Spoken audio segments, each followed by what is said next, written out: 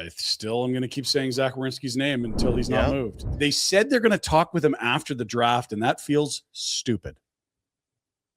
Well, it feels like bullshit to me. Yeah, and maybe it is. But if they're actually saying, no, we'll go to the draft, and then after we'll meet with you, like, wouldn't you want to know before the draft? I want to know what's going on in Columbus then. Like, is it a Bones thing? Or like, what? I think this is a Zach Werenski's not going to resign their thing, and I don't think he's a part of the problem. So we've praised the American team for winning gold medal. They've wonderful job. How many of these guys are like, I'm not playing for you? A lot, apparently. Holy Christ. Yeah, because it's Quinn, it's Larkin, it's Hellebuck, it's Werenski, well, and Kachuk, Brady. It seems to kind of be working. These guys are obviously elite level players who are now saying, well, you could try and call your shot if you want, but I've got 2 years left, maybe in the fun. Why wait? And if you're the team selling 2 years, you can get a really nice haul and not worry about having a gun to your head with, I'm only going to this one team. Like 2 years gives you the chance to recoup assets in a good way. I would want to have that chat with Zach Werenski before round 1 on Friday night. You've won the Norris. You have 2 years left. Okay, then if you're not staying, may as well get you the hell out of here, because the other part we've talked about, you want that guy in your room? And it's like, so if someone's leaving this week or next month, because you're not. So there's a lot in. Sorry, Ryan, but just the Bones conversation, or that was telling. There's something there. Mm-hmm. There's some like they're terrible. They're not as good as they should be.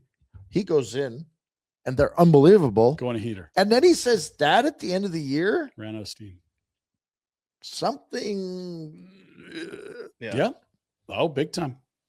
I think that's. And I'm not saying it's Werenski. Yeah, it went from best ever to worst ever. Yeah, they were like 17, 1-2 or something. About 10 days. And then they're in a playoff spot. They got over the hump. They climbed the mountain and completely fall on their face for the last 2 weeks. And maybe it's a green group that ran out of gas, but then he says all this stuff and you're like, he's really taking like shots at the culture and the DNA of his players. If I'm back, some of these guys won't be. And Jenner's going to go to free agency. He's been their captain. What? And it'd be hard to imagine that Rick Bowness has more sway with ownership than Zach Werenski, but it speaks to that's not a harmonious situation. No, which is odd, because usually if you're going that well, you got a coach comes in and you turn it on and you're playing that good, and at the end of the year you kind of piss your pants a little bit, but then Bones comes out like it's an odd. I think Werenski's either A part of the problem, which I don't think is high probability, or B, sees what Bones sees and says, we're not going to win here. Yeah, that's the two possibilities. And so let's say you have next week you try to move him. You're like, wouldn't you want the first you're going to get for him on Friday? You're going to wait another year now before these turn into players? Well, you could go trade for the first that somebody else just picked. Suppose. It's the same thing. It's what I said earlier. The picks are sexier than the problem. Yeah, I wouldn't have picked him there. I would have had someone else. And now it's like, well, this team wants to do a deal, but I didn't love his first round pick. There's also talk about Kirill Marchenko there. He's 25. Yes. He's making 3.85. This is the last year. And then he's got ARB rights as an RFA. Yeah. And he is one of their top guys. And if you've had a talented Russian that succeeded in Columbus and went right to you with him and he walked for nothing, you might have a little scar tissue there. I'm talking about Panarin. Yeah. Marchenko had 27 goals and 67 points in 76 games. If he's got some ARB rights in a year from now, you might be 10. You want to pay him, but shits for teams, because business got harder for sure. Just tell you, it does feel, and we've talked about it, and I don't know, shift here, but it feels like haves and have-nots are starting to, because and you talked about it. I agree with you. Because the cap's going up doesn't mean every team is spending to it. There's going to be some teams that are just going to, no, we're not. There's going to be teams trying to spend to the cap. They can't get there because the UFA crop sucks and guys don't want to go there. That's going to happen this year. You're going to see stupid money July 1. These guys are going to be like, shit.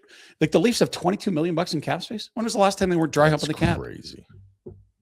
That number might be different after Rat. I don't know. But we're not in an era where everyone's squeezed to the cap, and it's like we're going to have to get rid of a good player because we can't afford him. Like most teams have kept their guys. There are no good free agents minus a couple. It's like no one thinks Ovi's going somewhere else. No. Like But how are you manage your team back to Columbus? Yeah. So you have to manage your team and the fear that the guy that's having success and you want to keep is going to. Yeah, we've drafted well. One of our early picks. He had We have a Norris Trophy winner. Norris Trophy winner. Get me the hell out of here. And maybe he doesn't want out, but I just heard the whispers too much. It just seems to be, yeah. And again, it's those guys on that American team. If you are pro rights for players, this is sensational. Just because someone steps on a podium and says your name does not mean you're their property for a decade. And if you ever leave, You sign a contract, you're supposed to be. Right. But just this notion that it's like, ooh, you asked out. It's like, no, I've done what I've told you I'm going to do, and I've produced at an elite level. And now I have the right to say, after giving you 8 years of great hockey, I'd like to play somewhere else. That's all fine and good till the owners say enough for your bullshit. We're the bosses. Mm-hmm. Yeah. Because that eventually will be the hammer that might have to come down and say, whoa. Because, wow. I just think the horses are out of the barn. Like you see it in other leagues. This is very commonplace, and it's just starting. Is that what you want? I don't know if it's what you want or it's just happening. I don't think you want it. But as an owner, you could, like Gary has controlled this. He's steered this ship pretty tightly. Like, yeah, he really has. I just don't know what you can put in structurally to stop it. Like to your point earlier, it's like you can definitely play hardball with Dylan Larkin and make him come back. Is that good for your team? No. It's a tough spot, right? Hey, all you dusters. Thanks for watching. Apparently, I'm supposed to tell you to hit like and subscribe. You sound like a real cheese ball. Cheese ball.